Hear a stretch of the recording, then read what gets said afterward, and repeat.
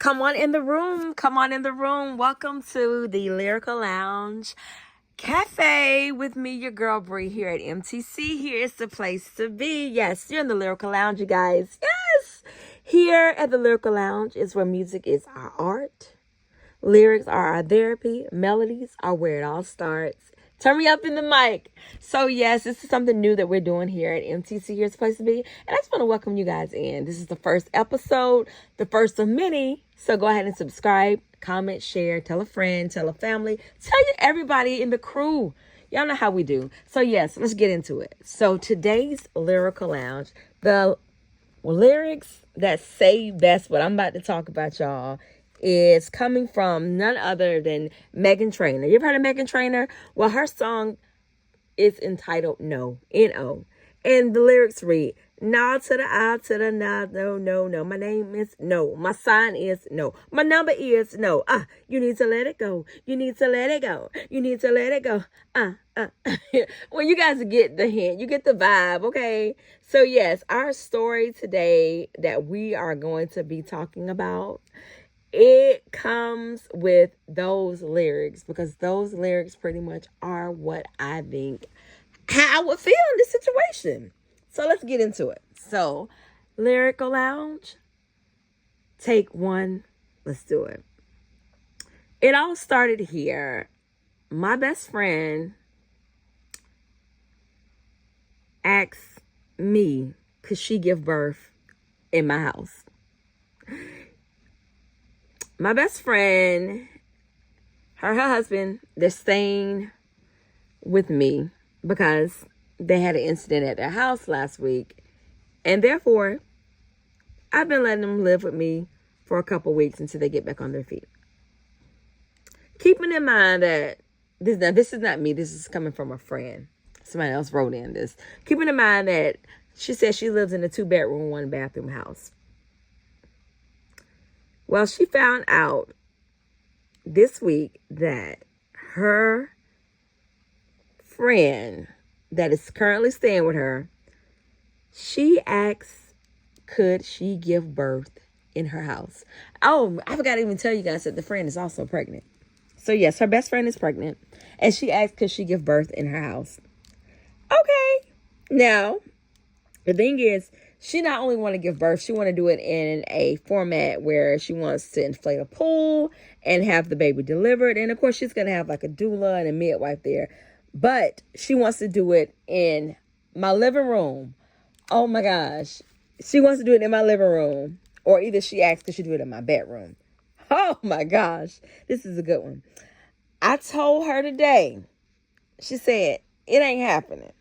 And that's why I said that song by Meghan Trainor, No, came in. My name is No. My number is No. She told her today that it is not happening. And her best friend looked at her like, in shock. Like, oh my gosh, you're not going to let me do it in your house? Yes. She said she has no other option. That every hospital, unfortunately, is like an hour away. And that her midwife is not going to allow for it to be done anywhere else. Can't find another place. And well, I just had to tell her. I told her that no, it's not going to happen. Because first of all, she made mention, she said she don't want a pool full of birth water and blood in her bedroom or her master room. And she don't want, and keeping in mind, now she said she doesn't live in a house, she lives in like a condo. So you think about it, when you're living in a house, you're not living in a house, living in a condo or like an apartment, you are prone to have neighbors. And so she made the point, good point, saying that she don't want her strangers or her roommates or everyone's with people in the hallways and neighbors listening to the screams. Because, I mean, let's be real, y'all. It is Mommy and Me Mondays. And we as moms, if you've had children, you know the intensity and the sounds that can be made. And I can only imagine if you were to give birth in a natural format. Oh my gosh. Thank God. I've always had all my babies at the hospital. But the pain before delivering them, oh my gosh. So I can only imagine having an unmedicated birth at home. To each his own. I've never done it. But I have known some people who have done it. And I recall them saying, that, the pain was just there because you're doing this unmedicated. You're in your home. Well, in this situation, she wants to have the birthing at her best friend's house. And her husband currently has some issues with their house. So therefore, they can't do it at their own home. So now she's tying in, asking the best friend, is it okay if you do it at her house? So let's keep on reading and see what else she's saying. And so what happened was she told her that it's not going to happen. And she said immediately her best friend started crying and said she was destroying the only birth plan she has. Her husband jumped in. Oh, Lord, not the husband jumping in. When the husband jumped in and saying that she's being heartless. And he told her that she's 9 months pregnant and terrified. And you are the only person that she can trust to be able to do this. And, of course, she came back with her answer saying that I'm already offering you guys a bed to stay in while their house is under renovations. Now you want me to offer you a delivery room too? Wow. Then the husband came back and said, you have no heart. You are horrible. And you're not a best friend. And now he's also asking that she apologize to her for saying no and making her feel like a burden.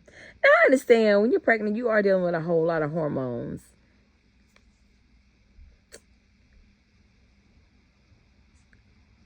I said if she wants a home birth so badly, she can rent a hotel or drive to the hospital when the time comes. And the husband called her selfish and said she was punishing her for something out of her control. She has been in the guest room crying for hours. And the husband is saying the best friend is cruel. Oh my gosh. And the best friend is just simply saying, this is my house, my rules, and I am done pretending that this is going to be something I'm going to let happen. Woo, child. So that right there, that story is one that I must say, what would you guys do in that situation? I'll be honest with you. I can understand being your best friend. You're about to have a baby and her option is that she wants to do it. Home birth. And that's understandable.